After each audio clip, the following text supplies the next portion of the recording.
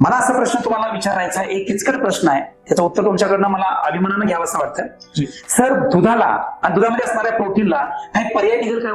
म्हणजे मी साधं आपलं उदाहरण देतो. तुम्ही ज्यावेळी मटण खूप कमी किमतीचं होतं, बरोबर, त्यावेळी लोक ते घ्यायचे, पण आता जसं मटण वाढलं तसं लोक चिकनला यायला लागले. बरोबर. लोक काय म्हणतात, आम्हाला प्रोटीनच मिळतं ना, मटण खाल्लं का चिकन खाल्लं का त्याला प्रोटीन, मग त्याला चिकन पासून नंतर माशाचं प्रोटीन आलं. बरोबर आहे. त्यामुळं जशी किंमत वाढत जाते तसं लोकांच्या खिशाला तेवढं परवडणं अशक्य होतं.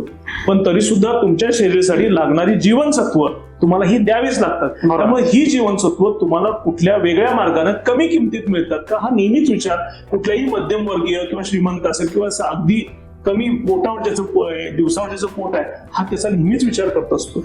आज म्हैशीची दूध मुंबईमध्ये साधारणपणे 65 रुपये आहे.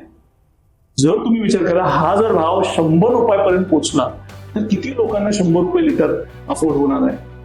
हे होणार नाही. त्यामुळे भविष्यातली ही आता धोक्याची घंटी तुम्हाला आत्ताच समजावून घ्यायला पाहिजे, दूध उत्पादकांना सुद्धा आणि दूध उत्पादक संघांना सुद्धा, मग प्रायव्हेट असू दे नाही कोऑपरेटिव्ह. एका लिमिट नंतर दुधाची किंमत जर जास्त झाली तर लोक दुधाला दुसरा पर्याय शोधायला सुरुवात करणार. सोया बेस मिल्क आहे, आल्मंड मिल्क आहे, तुम्हाला आपलं मक्याचं दूध आहे, हे वेगवेगळे आहेत. त्यामुळे लोक फक्त आपल्याला प्रोटीन्स जे मिळतात दिवसात ते कशातून मिळतील कमी किमतीत हे तुम्हाला बघावं लागेल. आणि हे जर व्हायला नको असेल तर त्याच्यामध्ये शेतकऱ्याचा सुद्धा जबाबदारी आहे, दूध संघाची पण जबाबदारी, काट कसर करून त्याच्यामध्ये कमी किमतीमध्ये त्याचं प्रोसेसिंग करावं.